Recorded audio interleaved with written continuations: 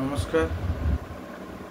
নাক দিয়ে যে রক্তপাত, সেটা যে রোগটা, সেটার ব্যাপার হচ্ছে হঠাৎ মাঝে মাঝে নাক দিয়ে রক্তপাত অনেকেরই হয়। নাক হচ্ছে নাসিকা ছিদ্র দিয়ে সামান্য বেশি পরিমাণে রক্তপাত হয়। এটা সাধারণত কথায় নাক দিয়ে রক্তপাত বলা হয়, কিন্তু এটি অন্য কোনো রোগের লক্ষণও বলা হয়। এই রোগে শ্বাসতন্ত্র আক্রান্ত হয় এবং এটা মাঝে মাঝে হতে থাকলে সেটা অবশ্য এক দুবার হলে কোনো ক্ষতি নেই, কিন্তু বেশিবার হলে সেটা আমাদের চিন্তার কারণ হয়ে থাকে।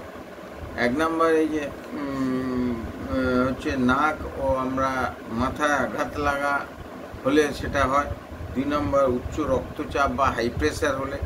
3 নম্বর মস্তিষ্কে রক্তের আধিক্য বা বেশি রক্ত জমা থাকা থেকে হয়। এটি নানান কারণে হতে পারে। এরূপ হলে কখনো বা চোখে লালচে দেখা।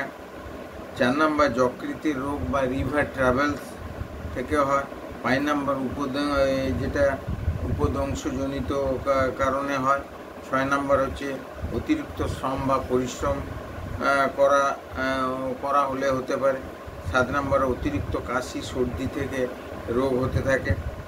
8 নম্বর সাইনাসের ইনফেকশন বা থেকে ওই রোগ হয়। 9 নম্বর অনেক সময় সর্দি স্রাব বন্ধ হয়েও তা থেকে এই রোগ হতে পারে।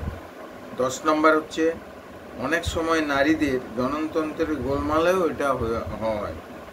লক্ষণ যেগুলো সাধারণভাবে কোনো লক্ষণ থাকে না, তবে কারো বা মাঝে মাঝে সর্দি করে বা মাথা ধরার ইতিহাস বা প্রেসারের ইতিহাস আছে। 2 নম্বর হচ্ছে হঠাৎ নাক দিয়ে ফোঁটা ফোঁটা রক্ত পড়তে থাকে। রক্ত আপনা থেকেই পড়তে থাকে, আপনা থেকেই কিছুটা রক্ত পড়ার পর আবার বন্ধ হয়ে যায়। কখনো রক্ত বন্ধ হতে দেরি হয়। উচ্চ প্রেসারের ক্ষেত্রে এইভাবে রক্তপাত অবশ্য অনেক সময় রোগীর জীবনও রক্ষা করে, কারণ এতে রোগীর সেরিব্রাল থ্রম্বোসিস প্রতিহত হয়। 3 নম্বর কখনো সর্দি গরমি, স্ট্রোক, প্রেসার প্রভৃতির ইতিহাস থাকে, কখনো তা থাকে না, আবার তাই এইসব লক্ষণ দেখা যায় না। 4 নম্বর হচ্ছে কখনো মাথার ব্যথা বেদনা হয়, কারো বা হয় না। 5 নম্বর হচ্ছে অনেক সময় রোগী সুস্থভাবে কখনো বা সুস্থ থাকে, আবার কখনো জ্ঞান হারাতে পারে। যেটা হচ্ছে আনুষঙ্গিক যে সমস্ত চিকিৎসা করতে হবে, সেগুলো হচ্ছে বেশি রোদে ঘোরা বা শ্রম করা কদাচ উচিত নয় এই সময়। আর 2 নম্বর হচ্ছে বেশি চা, কফি, কোকো প্রভৃতি খাওয়া উচিত নয়, আর বেশি ধূমপান করা ক্ষতিকারক। আর 4 নম্বর হচ্ছে এই রোগে লঘু বলকারক খাদ্য খাওয়া সবসময় উপকারী। গুরুপাক দ্রব্য খাওয়া একেবারে নিষিদ্ধ।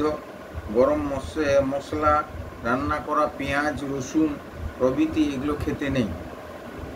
5 নম্বর হচ্ছে এই রোগে মদ্যপান বা নেশা সেবন একেবারেই নিষিদ্ধ। এইগুলো সব মেনে চললে এই রোগ থেকে নিষ্কৃতি পাওয়া যায়।